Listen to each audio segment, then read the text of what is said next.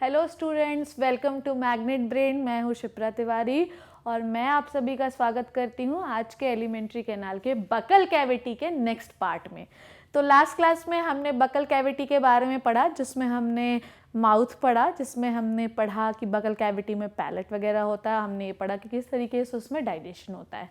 वो वीडियो आपको ये सिखाएगा कि एलिमेंट्री कैनाल शुरू कहाँ से होती है, और हमने पढ़ा कि आपके एलिमेंट्री कैनाल में कौन कौन से पार्ट होते हैं।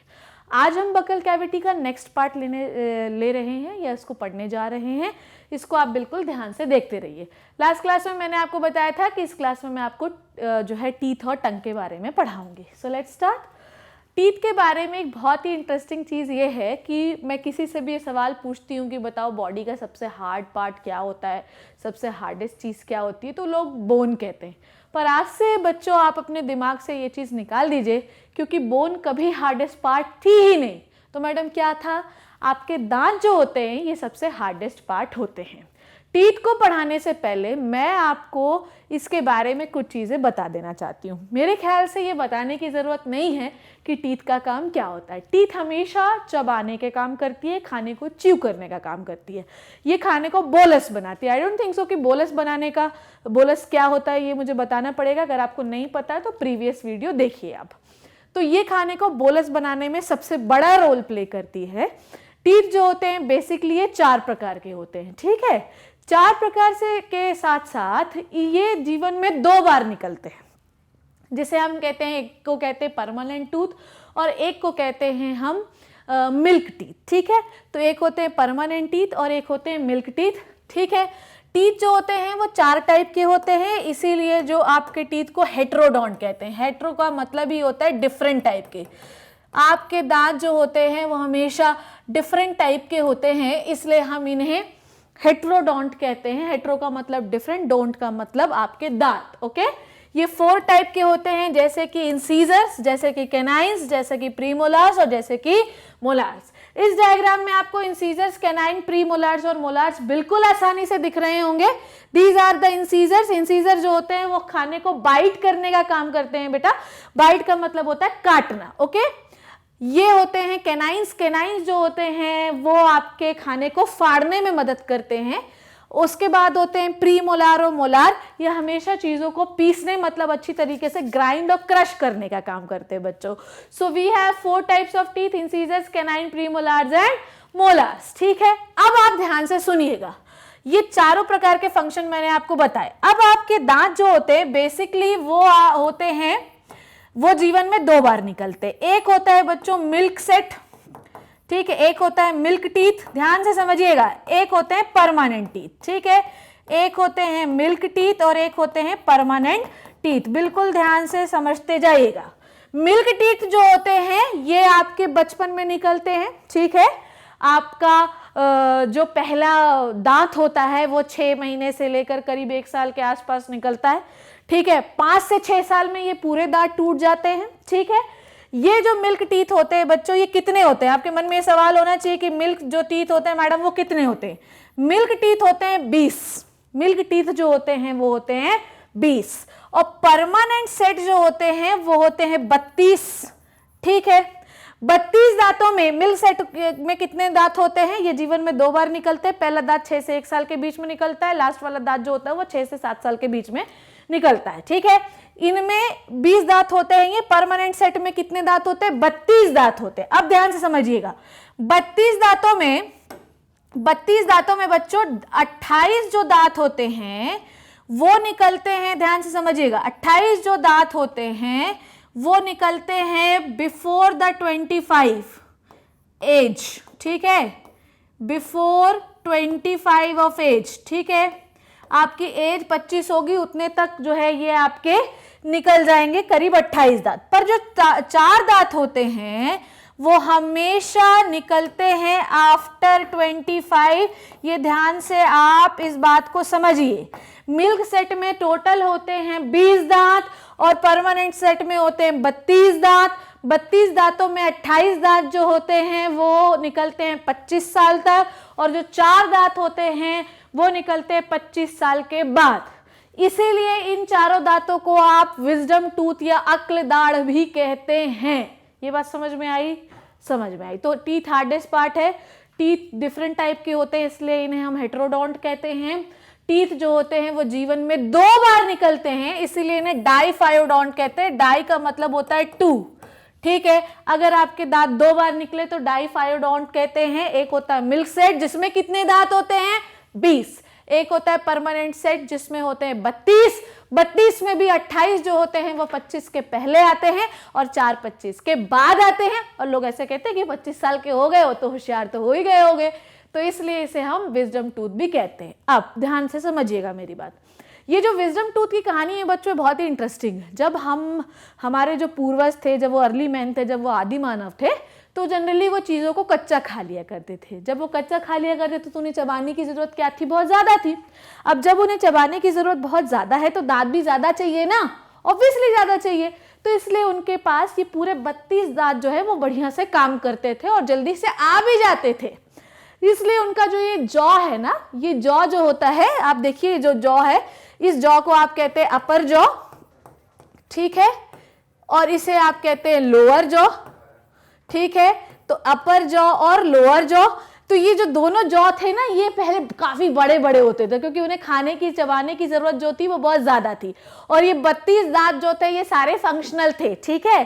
तो पर समय के साथ हमने खाने को पकाना शुरू कर दिया तो खाने को चबाने की जरूरत इतनी ज्यादा थी नहीं। अब जब इतनी ज्यादा थी नहीं तो इन चारों दांतों का यूज भी क्या हो गया, धीरे धीरे कम हो गया। और हमारा जो जॉ लाइन था, जॉ लाइन मतलब जो जबड़ा था, वो भी क्या हो गया, थोड़ा सा सकरा होने लगा, जिसकी वजह से ये 4 दांत जो है ये इनका यूज नहीं था, इसलिए ये समय से आए नहीं, 25 के बाद आते हैं। अब 25 के बाद आते हैं और जॉ भी आपका छोटा है, तो जब ये आएंगे तो ये आगे वाले दांतों पे दबाव बनाएंगे तो आपको बहुत ज्यादा क्या होगा, पेन, आपको बहुत दर्द होता है जब ये दांत निकलते हैं। तो ये क्या करते हैं, आगे वाले दांतों पे प्रेशर बनाते हैं जिसकी वजह से पेन बहुत ज्यादा होता है। दूसरी बात, इन दांतों का कोई यूज नहीं है, इन दांतों का कोई यूज नहीं है। जब भी आप पूर्वज जो थे आपके उनके में ये यूज था, पर अब इन दांतों का कोई यूज नहीं है। और जिनका कोई यूज नहीं है वो वेस्टिजियल ऑर्गन कहलाते हैं, जिनके बारे में हम हेरिडिटी और इवोल्यूशन में पढ़ेंगे, ठीक है। तो we have 32 teeths in the permanent set, 28 before 25 of age and 4 after 25 of age। Wisdom tooth जिन्हें हम कहते हैं जिनका कोई यूज नहीं होता, इसलिए ये वेस्टिजियल ऑर्गन है। तो इतना हमें समझ में आ गया। नाउ नेक्स्ट थिंग कि अब ये जो दांत हैं, ठीक है, इनका नंबर देखिए कितना होता है, ठीक है। इंसीजर्स, कैनाइन इंसीजर गिनिए यहाँ पे कितने हैं, 1 2 3 4, ओके, 1 2 3 4। तो इंसीजर हो गए अपने पास 4, ठीक है। कैनाइन हो 4 ऊपर और 4 नीचे, तो इंसीजर हो गए अपने पास 8। 1 2 3 4 कैनाइन हो गए अपने पास 4, तो हो गए 12। उसके बाद हम बात करेंगे प्रीमोलार्स की। प्रीमोलार्स देखिए कितने हैं, 1 2 3, ठीक है, 3 ऊपर, ठीक है, 1 2 3। तो अपने पास देखिए, ध्यान से देखिएगा कितने हैं। अब मैं आपको बता रही हूं इंसीजर्स, कैनाइन, प्रीमोलार और मोलार, ठीक है। मैं आपको गिनती करके बता रही हूं कि आपके पास दांत कितने हैं। और ये हो गया इंसीजर्स, कैनाइन, प्रीमोलार और मोलार। बिल्कुल ध्यान से समझते जाइएगा, ओके। इंसीजर्स, कैनाइन, प्रीमोलार और मोलार, और नीचे भी इंसीजर, कैनाइन, प्रीमोलार और मोलार, ठीक है। अब ये हो गया आपका अपर जॉ, बिल्कुल ध्यान से देखिएगा, ये हो गया आपका अपर जॉ, ठीक है, ये हो गया आपका अपर जॉ, ऊपर वाला जबड़ा है ये, ठीक है। और ये आपका हो गया लोअर जॉ, नीचे वाला जबड़ा, ठीक है। ये हो गया अपर जॉ और ये हो गया लोअर जॉ। बिल्कुल नोट डाउन करते जाइएगा मेरे साथ साथ, इनको इंटू 2 करिए क्योंकि जो दांत इधर हैं वही दांत इधर भी हैं। तो we have incisor, canine, premolar, molar, ऊपर वाले जबड़े का, और नीचे वाले जबड़े का incisor, canine, premolar, molar. I think आप इसको नोट डाउन कर चुके होंगे। Now next thing is incisor, canine और प्रीमोलार, इसको मैं रब कर रही हूं, इसको नोट डाउन कर लीजिएगा, ऊपर वाला जबड़ा और नीचे वाला जबड़ा। अब इसमें देखिए मैं क्या कर रही हूं, 2 1 2 3 2 1 2 3 इंटू 2 करिए। अब क्या आएगा, जब 2 से इंटू 2 करेंगे तो आएगा 4, ठीक है। 2 से इंटू 1 का करेंगे तो आएगा 2, ठीक है। उसके बाद आपको करना क्या है, ध्यान से देखिए, उसके बाद आपको करना ये है कि इन सबको ऐड करना है भी, बिल्कुल ध्यान से देखते जाइए, ठीक है। 2, इसको आप 2 से इंटू किया तो 2 आया, फिर 2 से 2 का इंटू किया तो आपने आया 4, ठीक है। अब 3 से इंटू किया तो अब आया 6, ध्यान समझ में आया। इंसीजर 2, इसको इंटू किया 2 से तो 4 आया। कैनाइन 1, 2 से इंटू किया तो 2 आया। उसके बाद प्रीमोलार 2, 2 से इंटू किया तो 4 आया।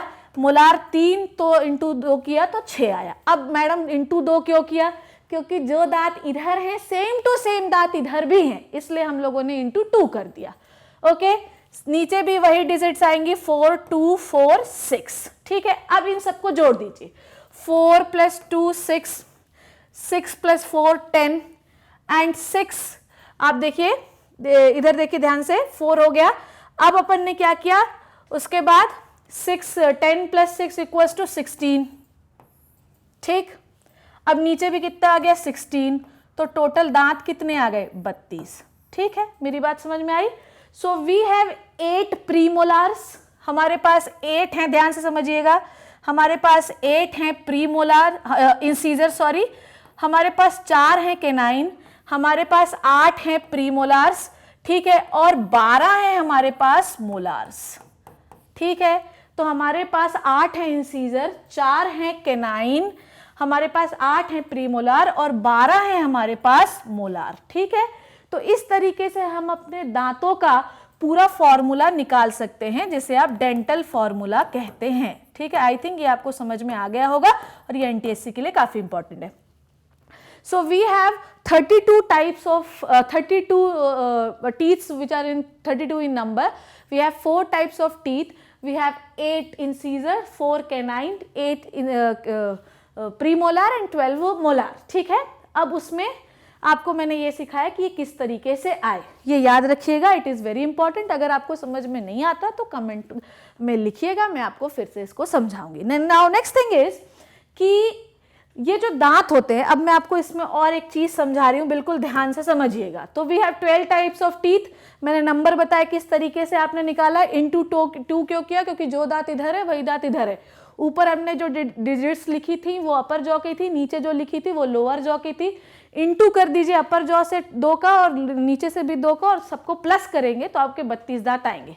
नाउ अगर मैं एक टूथ का डायग्राम छोटा सा बनाती हूँ, ध्यान से देखिएगा, अगर मैं एक टूथ का डायग्राम बना रही हूँ, ये ठीक है, ध्यान से देखिए टूथ के डायग्राम में क्या बना रही हूँ। ये बहुत ही आसान सी चीज़ है जो मैं आपको समझाना चाह रही हूँ। देखिए ये जो दांत आपको दिख रहा है, इसके ऊपर आपको मैं एक कवरिंग बना रही हूँ। इस कवरिंग का नाम है बेटा इनैमल, ठीक है, ये कवरिंग का नाम है इनैमल। ये जो होती है बॉडी का हार्डेस्ट पार्ट होती है, ठीक है, ये बॉडी का हार्डेस्ट पार्ट है, याद रखिएगा। ये जो पूरा पार्ट जो इनैमल से नीचे तक दिखाई दे रहा है, इसको आप कहते हैं डेंटाइन, ठीक है, इसे आप कहते हैं डेंटाइन। ओके, सिर्फ अभी आपको 2 ही पार्ट याद रखने हैं क्योंकि आप 10th क्लास में। सो वी हैव कवर, जिसे आप कहते हैं इनैमल, ये बॉडी का हार्डेस्ट पार्ट होता है क्योंकि इसमें मिनरल सबसे ज्यादा होते हैं बॉडी में। और दूसरा होता है डेंटाइन, जो कि पूरा नीचे वाला पार्ट है, ऊपर से नीचे तक, इसे आप कहते हैं डेंटाइन, ठीक है। तो we have cover in the upper part of the teeth called as enamel, where the second part is called as dentine, जो कि उसके नीचे होता है। हमने दांत के टाइप पढ़े 4, उनका फंक्शन पढ़ा, हमने ये पढ़ा 32 दांत होते हैं, जिसमें मैंने आपको बताया अपर जॉ में कितने हैं, लोअर जॉ में कितने हैं। अपर जॉ को 2 से इंटू किया तो हमें इधर के भी दांत मिल गए, इधर के भी दांत मिल गए। जितनी डिजिट ऊपर वाले जॉ में आई उन सबको प्लस करिए, जितनी डिजिट नीचे वाले जॉ में आई है उनको भी प्लस करिए, आपको टोटल जितने भी दांत हैं वो सारे मिल जाएंगे। फिर हमने दांत का स्ट्रक्चर पढ़ा, दांत के ऊपर जो कवर होता है उसको इनैमल कहते हैं और पूरे अंदर के दांत को आप कहते हैं डेंटाइन, ठीक है। तो ये हमें मैडम आज समझ में आ गया। नाउ नेक्स्ट थिंग इज कि जब हम बहुत ज़्यादा चॉकलेट खाते हैं, जो कि हम खाते हैं, ठीक है, हम मान नहीं सकते क्योंकि हमें चॉकलेट बहुत पसंद है। अब होता क्या है कि हम जब चॉकलेट खाते हैं तो हम उसके बाद तुरंत ब्रश तो करते नहीं हैं, तो होता क्या है कि वो जो शुगर होती है चॉकलेट की, वो आपके दांतों में जम जाती है। जब वो दांतों में जम जाती है बच्चों, तो वो पूरे दांतों में पूरे डिपॉजिट रहेगी। अब जैसे ही मीठा मिलेगा, शुगर तो सबको पसंद होता है, जब तुम्हें पसंद है तो बैक्टीरिया को भी तो पसंद ही होगा, तो वो बैक्टीरिया पूरे शुगर में उगना, ग्रो होना शुरू हो जाते हैं, ठीक है। अब उसके बाद वो शुगर को तोड़ते हैं, ठीक है। सपोज दैट कि मेरे दांतों में मैंने चॉकलेट लगी हुई है, इसके ऊपर बैक्टीरिया ग्रो हो रहा है। जब बैक्टीरिया ग्रो होगा तो वो शुगर को तोड़ेगा, तो वो शुगर से बनाएगा एसिड, ठीक है। वो क्या बनाएगा? शुगर से एसिड। अब वो एसिड जो है वो आपके जो enamel is the cover which are present on the upper part of the teeth, वो पूरा इनामल को तोड़ने लगेगा, जिससे आपके दांत सड़ना शुरू हो जाएंगे, जिसे आप कहते हैं टूथ डिके, ठीक है, या डेंटल केरीज। ठीक, समझ में आई मेरी बात? तो अपन ने चॉकलेट खाई, चॉकलेट बहुत मीठी थी, वो चॉकलेट जम गई, उसमें था शुगर, उसके बाद उसमें बैक्टीरिया आ गया। जब बैक्टीरिया आया तो उसने शुगर को तोड़ा, जब शुगर को तोड़ा तो शुगर से निकली एसिड, एसिड ने पूरे इनामल को ब्रेक डाउन करना शुरू कर दिया, जिसकी वजह से आपके दांत कमजोर हो गए और धीरे धीरे वो सड़ना शुरू हो गए। उसके बाद आपके दांतों में ना बैक्टीरिया ग्रुप में ऐसे बैठा रहता है, जिसे आप कहते हैं प्लाक, जिसे आप क्या कहते हैं? प्लाक। ये प्लाक जमा हुआ रहता है, जब आप ब्रश करेंगे तो प्लाक को क्लीन करना बहुत जरूरी, नहीं तो ये बैक्टीरिया कंटिन्यूअसली एसिड प्रोड्यूस करेगा और आपके दांतों को सड़ाता जाएगा। सो डेंटल कैरीज, जैसे मैंने आपको बताया, tooth decay is the damage of the tooth that can happen when the decay causing bacteria in your mouth make the acids that attack the tooth surface और इनामल को ये break down कर देता है। ये मैंने आपको अभी समझाया, ठीक है। क्या करना चाहिए? कम मीठा खाइए। अब मीठा खाते हैं, आपको पसंद है बहुत ज्यादा, हम नहीं अवॉइड कर सकते मैडम, तो जब भी आप खाते हैं तो उसको ब्रश करिए, ठीक है। रेगुलर ब्रशिंग करिए, बहुत ज़्यादा फाइब्रस फूड को खाइए जिससे आपके दांत मजबूत रहें। कंजम्पशन ऑफ हमेशा जो है फ्लोराइड वाला वाटर पीना चाहिए, ताकि जिसमें 1 पार्ट्स पर मिलियन फ्लोराइड हो, जिससे क्लीनिंग कंटिन्यूसली होती रहे। ये डेंटल कैरीज जो हैं ये आपके एनसीईआरटी में दी हुई हैं, ब्लॉक में बनी हुई हैं, इसको आप ध्यान से पढ़िएगा क्योंकि ये इंपॉर्टेंट है, ओके। तो आज हमने ये सीखा कि दांत का स्ट्रक्चर क्या है, दांत का टाइप क्या है, कितने दांत होते हैं, मिल्क टीथ में कितने थे, परमानेंट सेट पे कितने थे, विजडम टूथ क्या होता है, ये सारी चीजें। Now next thing is the tongue. Tongue is the mobile structure. Tongue को कंटिन्यूसली मोबाइल करते रहते हैं। टंग नहीं होगी तो आप कभी भी कुछ बोल नहीं पाएंगे। दूसरी बात, आपकी बॉडी में टंग एक ऐसा पार्ट है जो कभी नहीं थकता, ठीक है। टंग एक ऐसा पार्ट, जैसे आपके हाथ है, कंटिन्यूसली ऐसे ऐसे अगर आप हाथ को मूव करते रहेंगे ना तो आपका हाथ थक जाएगा, पर टंग बच्चों एक ऐसा पार्ट है जो कभी भी नहीं थकता, क्योंकि इसके अंदर जो मसल्स होती हैं बड़ी छोटी छोटी होती है, तो आसानी से रिकवर हो जाती हैं, ओके। थकती हैं फिर ठीक हो जाती हैं, थकती हैं फिर ठीक हो जाती है, इसलिए टंग एक ऐसा पार्ट है जो कभी भी नहीं थकता, ठीक है। दूसरी बात, टंग जो होती है ये आपके माउथ कैविटी से ऐसे जुड़ी होती है। आप देखेंगे टंग को तो ये पूरी ऐसे अलग नहीं होती, ये नीचे से थोड़ी सी जुड़ी हुई रहती है, ठीक है। ये हमेशा इसमें टेस्ट बर्ड्स होती हैं। टेस्ट बर्ड्स में देखिए ये बड़ा ही इंपॉर्टेंट पार्ट है कि आपको कौन सा टेस्ट कहाँ से लगता है। ये जो ब्लू कलर दिखाई दे रहा है यहाँ से आपको लगेगा बिटर, ये जो ग्रीन कलर आपको दिखाई दे रहा है यहाँ से आपको लगता है सॉर और सॉल्टी, और ये वाला पार्ट है यहाँ से आपको लगता है स्वीट। तो पीछे से आपको लगता है बिटर, यहाँ से आपको लगता है सॉर सॉल्टी, और यहाँ से लगता है स्वीट। सबसे ज्यादा लगने वाला टेस्ट कौन सा है, बहुत देर तक कौन सा फील होता है? सोचो सोचो, ये होता है आपका बिटर टेस्ट। बिटर टेस्ट मतलब कड़वा टेस्ट। अगर आप कोई चीज कड़वी खा लेते हैं तो बहुत देर तक कड़वा फील होता रहता है। क्यों? क्योंकि बिटर टेस्ट के लिए हमारी बॉडी में मैक्सिमम, हमारे टंग में मैक्सिमम टेस्ट बर्ड होती हैं, ये याद रखिएगा। We have maximum taste buds for the bitter, इसलिए हम जब कोई चीज कड़वी खा लेते हैं तो हमको बहुत देर तक लगती रहती है। What is taste bud? It is the part of the tongue which is responsible for the taste, okay. तो हमने टंग के बारे में सीखा और हमने टेस्ट बर्ड्स के बारे में और टेस्ट के बारे में सीखा, हमने टीथ के बारे में सीखा, okay. Now next thing is, तो आज हमने टीथ और टंग के बारे में सीखा। अब हम आपकी जो टीथ और टंग होते हैं वो आपका जो बकल कैविटी है, सारे स्ट्रक्चर हमने कंप्लीट कर लिया। हमने टंग पढ़ा, हमने टीथ पढ़ा, हमने सलाइवरी ग्लैंड्स कैसे सलाइवा से डाइजेशन करती है ये पढ़ा, हमने पैलेट पढ़े। अब आपकी जो बकल कैविटी होती है वो एक फनल शेप के स्ट्रक्चर में खुलती है। क्या होता है फनल? ये होता है फनल, ठीक है। फनल शेप के स्ट्रक्चर में खुलती है जिसे आप कहते हैं फेरिंग्स, जिसे आप क्या कहते हैं? फेरिंग्स। हमने पहले पढ़ा था कि buccal cavity attach with the pharynx called as buccopharyngeal cavity. अगर मैं आपको इसका डायग्राम दिखाऊं पहले तो ध्यान से देखिएगा फेरिंग्स कहाँ पे है। ये देखिए आपकी माउथ कैविटी या बकल कैविटी, ये देखिए यहाँ पर एक ओपन हो रही है जिसे आप कहते हैं फेरिंग्स, ओके। फिर यहाँ से ओपन हो रहा है एक और स्ट्रक्चर जिसे आप कहते हैं ईसोफेगस। क्या कहते हैं? Oesophagus. Done. Then what is pharynx? ध्यान से देखिएगा, ओके, ध्यान से देखिए कि फेरिंग्स क्या होता है। ओके, फेरिंग्स एक फनल शेप का स्ट्रक्चर होता है जो कि आपके बकल कैविटी के बिल्कुल एंड पर होता है। ठीक है, फेरिंग्स का काम क्या है वो आपको रेस्पिरेटरी सिस्टम में और क्लियर होगा। ओके, इस फेरिंग्स जो होता है, इस फेरिंग्स से आपकी एक पाइप अराइज होती है जिसे हम कहते हैं ईसोफेगस। ईसोफेगस को बहुत सारे लोग फूड पाइप भी बोलते हैं, तो भी कुछ गड़बड़ नहीं है, आप उसे बोल सकते हैं। ठीक है, उसके बाद फेरिंग्स से जो पाइप ओपन हो रही है उसे आप ईसोफेगस कहते हैं। ईसोफेगस जो होता है ये 12 सेंटीमीटर लॉन्ग है। मैंने आपको बताया था कि आपकी एलिमेंट्री कैनाल 9 मीटर लॉन्ग है, उसमें से 12 सेंटीमीटर पार्ट जो होता है वो ईसोफेगस होता है। तो मैडम ये इतना छोटा है तो करता क्या है? करता ये है कि इसके पास बहुत सारे म्यूकस ग्लैंड्स होते हैं बच्चों। इसके पास बहुत सारे म्यूकस ग्लैंड्स होते हैं। ये म्यूकस ग्लैंड्स म्यूकस का सिक्रीशन करते हैं। म्यूकस एक लसलसा चिपचिपा पदार्थ है जो खाने को सरकाकर नीचे भेजने का काम करता है। इसमें किसी भी प्रकार का कोई डाइजेशन नहीं होता क्योंकि इसमें किसी भी प्रकार का कोई एंजाइम ही नहीं होता। ओके, इसमें किसी भी प्रकार का कोई डाइजेस्टिव जूस नहीं निकलता, इसलिए यहाँ पर किसी भी प्रकार का कोई डाइजेशन नहीं होता। ये सिर्फ फूड को पैसेज प्रोवाइड करता है कि तुम चलो आगे चलो, तुम स्टमक की ओर चलो। So we have oesophagus where no digestion takes place. It has mucus gland which provide the perfect passage for the conduction of food. Mucus is the sticky substance जो कि इस पैसेज को बहुत चिकना बना देता है। ठीक है, ये एक मस्कुलर ट्यूब होती है। आज हमने पढ़ा कि टूथ क्या होता है, टंग क्या होता है, डेंटल कैरीज क्या होती हैं, टूथ कितने होते हैं, कितने टाइप के होते हैं, कैसे आप उसको कैलकुलेट करते हैं, उस पार्ट को ध्यान से देखिएगा। फेरिंग्स ईसोफेगस के बारे में पढ़ा, फेरिंग्स के बारे में हम रेस्पिरेटरी सिस्टम में और डील करेंगे।